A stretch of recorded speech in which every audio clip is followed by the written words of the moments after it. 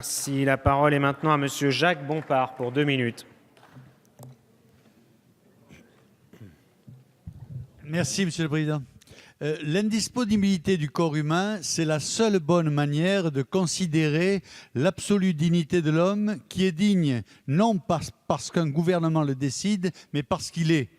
Nous nous trouvons là en réalité dans une conclusion logique de deux évolutions de l'anthropologie. L'une considère le petit de l'homme comme un unique potentiel de devenir. S'il adhère aux valeurs changeantes des régimes, alors il sera digne. Pour moi, dès le commencement de la vie, et quoi qu'il advienne, un homme mérite la dignité.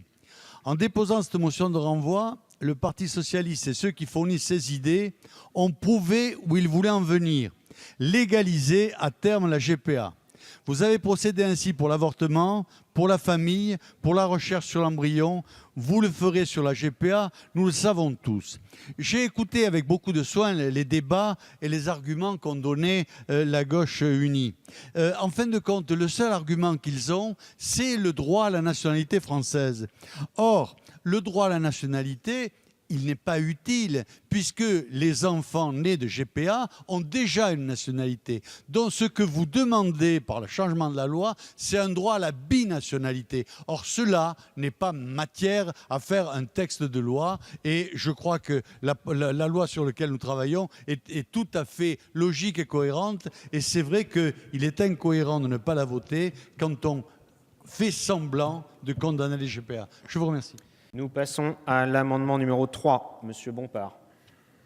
L'amendement est parfaitement cohérent et son adoption nous mettrait à l'abri de ce débat pipé sur la GPA. Nous savons que le gouvernement ne lutte pas contre la GPA.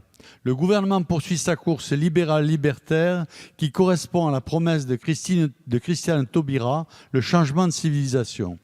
C'est d'ailleurs dans la plus pure logique des racines de vos partis. Poursuivant la politique des terroristes jacobins de la Révolution française, vous cherchez à créer un homme nouveau. Cet homme nouveau doit pouvoir être trituré au stade embryonnaire, supprimé quand il devient trop âgé et marchandé quand il vient des pays pauvres. Cette nouvelle forme de colonialisme entre dans l'histoire de la gauche, qui retrouve là le temps passé. C'est toujours elle qui a mené les campagnes colonialistes.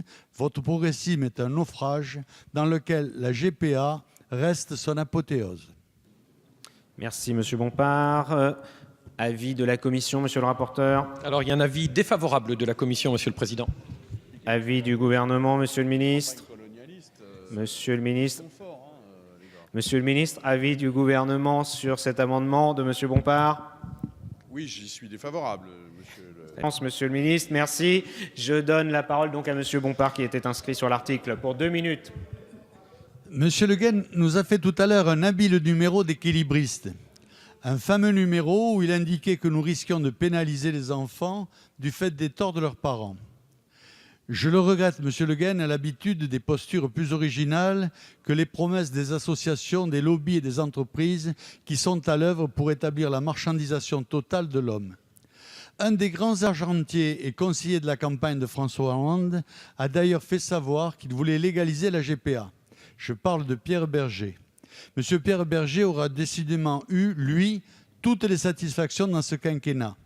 Comme quoi, les valeurs socialistes évoluent au gré des marchés et toujours au détriment des femmes, des enfants et des pauvres. Alors, je crois que c'est dommage que nous ne puissions pas faire avancer ce texte aujourd'hui, mais espérons que nous pourrons le faire une autre séance. Merci. Merci, Monsieur.